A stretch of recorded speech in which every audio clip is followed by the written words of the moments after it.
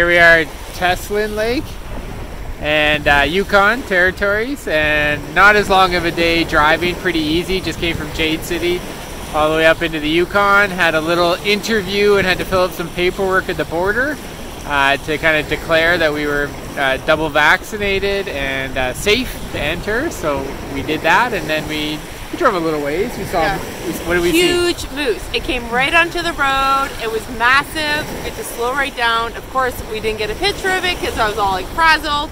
And then it crossed the highway.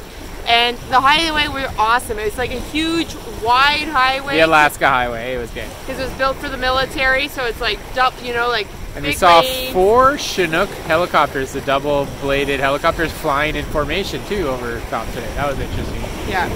And on to Whitehorse tomorrow. And we got this cool campsite, and we and another person that are like pretty far from us are the only people here, and it's beautiful, and it was $12 for the night. And we can have a campfire tonight. There's no fire ban here, so we can have a fire, and there's free firewood, so we're excited. Yukon is good.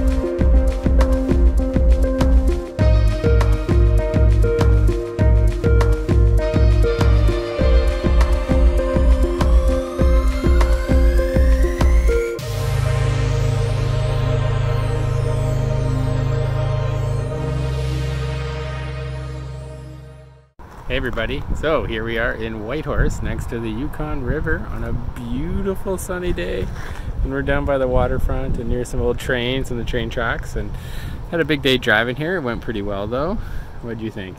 We saw a mom moose and a baby moose. Our first night in a paid private RV. So we had a shower. Yep. We did a load of laundry. Cleaned up. We're dressing up, and we're going out on date night in Whitehorse.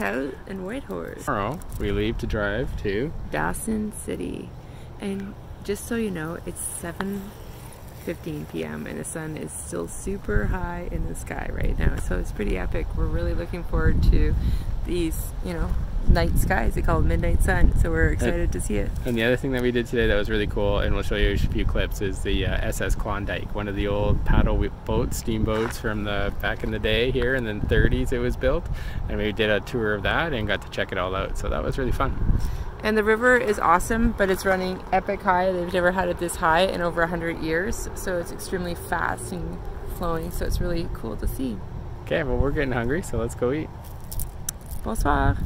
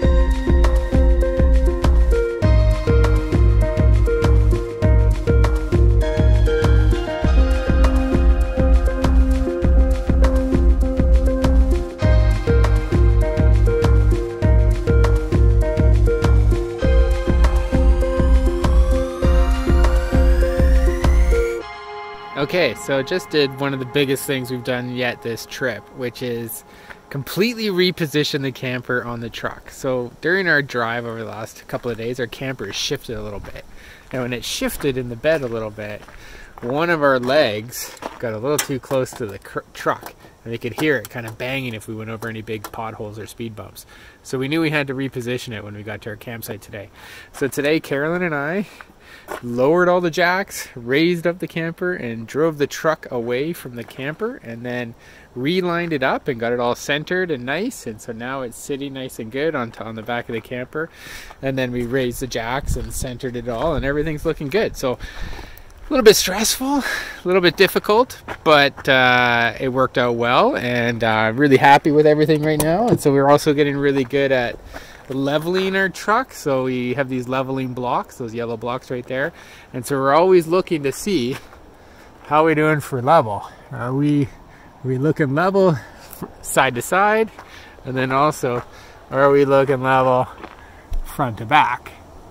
And so yeah, we're getting pretty good at setting it all up, getting where we need to go, and even doing the really complicated things like dropping the whole camper and removing the truck, and then relining everything back up and putting it back on the camper. So everything's been doing great. Everything's been holding tight for lots of rough roads. The Cassiar Highway is not for the faint of heart.